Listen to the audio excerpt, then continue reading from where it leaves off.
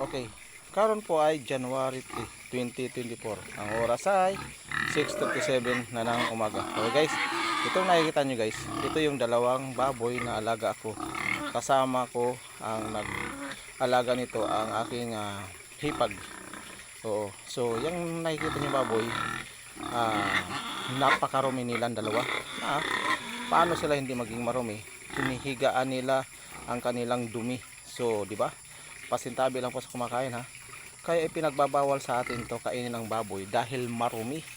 Marumi. Ito mo yung balat niya, napakabaho. Tingnan mo yung tae. Dumi na yan. Oh. Sino ang gaganahan ng baboy kumain? Tapos kung hindi naman sa kulungan sila, doon sa mga lupa o sa putik. So, napakarumi talaga. So, ganahan ba kayo na kumain ng ganyan? Talagang hindi tayo gaganakan. Sa totoo lang, pinagbabawal talaga sa atin kainan ng baboy talaga. Pero dahil sa napakatigas ng ulo ng ating mga ninuno at pati na rin tayo, ayan.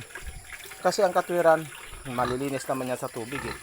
Oo nga, malinis na pero mabarumi pa rin eh.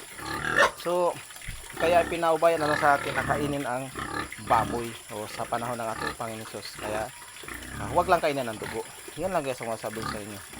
At saka taba, huwag kainin.